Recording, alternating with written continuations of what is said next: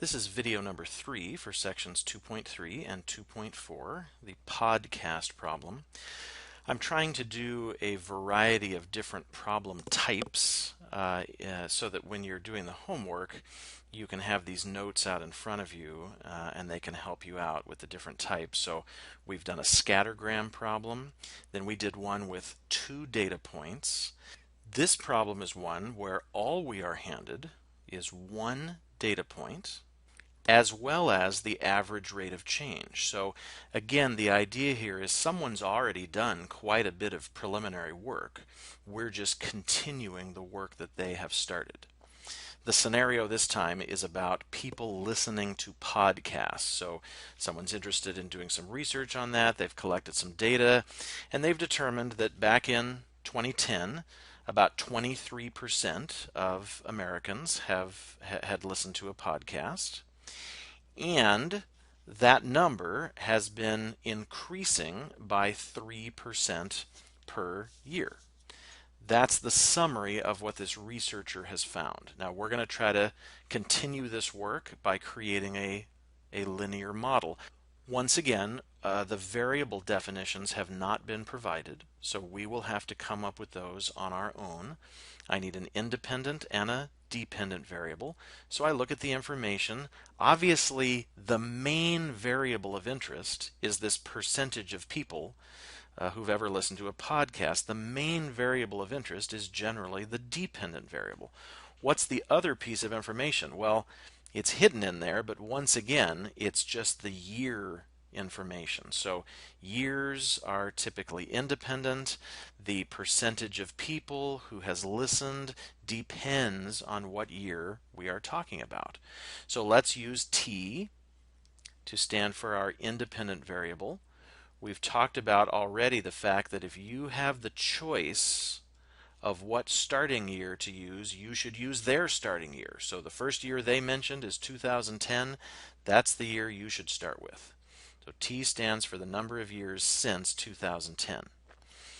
And then how about we use P for the other variable, and that's going to be the percentage of people who have ever listened to a podcast. Writing this down is so important because now I can always go back to it. Every time I see a T, I understand what it means. Every time I see a P, I understand what it means. Okay, now look at letter B. Letter B says, so what's the slope? And this is pretty normal. We've been finding the slope in all these problems. At first glance, you might think, well, wait a minute, I don't have enough information to calculate the slope. It takes at least 2 points to do that. Well, the idea is this researcher already had a couple of points. They've already found the slope, and in fact, they have told you what it is. I don't know if you saw it as we were reading the problem, but see this little word per in here?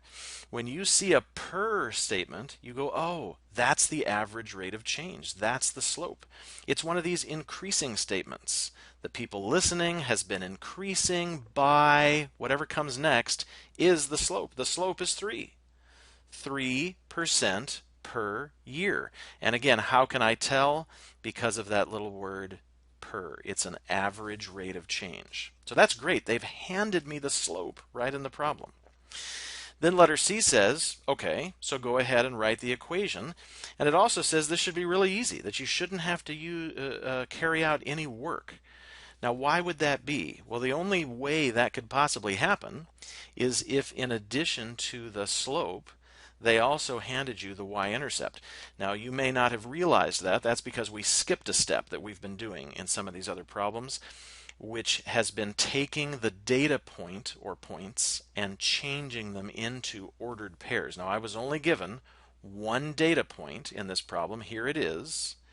If I take that and I write it as an ordered pair in this problem would be T comma P. Well, let's see, I'm talking about 2010. T stands for years since 2010, so no years have passed. And my percentage that year is 23. Well, as soon as I write that down, I say, oh, well, this is the y-intercept, right? 0 comma whatever is the y-intercept. They handed it to me. That's great. That's why I don't need any work here. I can just write the answer down. I know what the slope is, they gave me that. I know what the y-intercept is, they gave me that. Remember we said the y-intercept is always some sort of starting value. Since we started in 2010, then the 23% is going to be our starting value, our y-intercept. Of course, I need to use the right letters, so really I should be using p for my y variable and t for my x variable. And actually the directions talk about function notation again. So in place of the p, I should use f of t, and here then is my final equation. F of t equals 3t plus 23. You can see once you get the hang of this how easy some of these problems are. These should be your favorite ones, right? If they just hand you the starting information and the slope information, they've essentially handed you the equation right there. Okay, let's try to use it a little bit as we close out the lesson. So here's a math question, right? Find f of 6. What does that mean? That just means go to your function, put 6 everywhere you see the t, grab your calculator to work it out. I think this one actually works out pretty easy and comes out to be 41. So we say f of 6 is equal to 41. What does that mean? What does that have to do with the podcasts and the years and all that stuff? Remember, in these simple sentences, it's always something like, or it's often something like, well, in such and such a year, blah, blah, blah happened. So what's the year we're talking about? Well, the years in this problem are the t's. So the 6 is going to help me think about the year. I go back up to my variable definitions. I remember, oh yeah, t stood for how many years it's been since 2010. Well, 6 years later would put me in 2016. What are we saying happened in 2016? Well, that's where the other number comes in. The 41 is the output. It's the dependent variable. It's what's coming out of the function. So that means in 2016, 41% of people had listened to a podcast. Okay, and then let's try one more question here. So final question about the podcast problem. In what year will we be up to half of all Americans having listened to a podcast? 2016 wasn't enough. We were only up to 41. Again, things may have changed. It may have accelerated. We're just using the data that was provided for us. If the trends continue according to that same pattern, when's it going to be up to half? Now, this is sort of worded in a tricky way just to get you to think a little bit. Okay, you're saying, how do I deal with this half? Well, what were our variable definitions again? I don't think we have fractions in our variables. We have years, which is what we're looking for. Well, that means I better plug in a percent.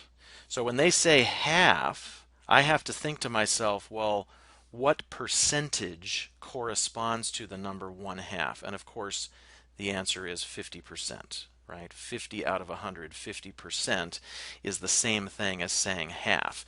So that's the number I'm going to take and put into my equation. Here's my equation, that f of t equation we came up with. In parts D and E, I was given a t and I stuck it in and I found the percentage. Now I'm starting with a percentage, so I certainly don't fill in that for the t.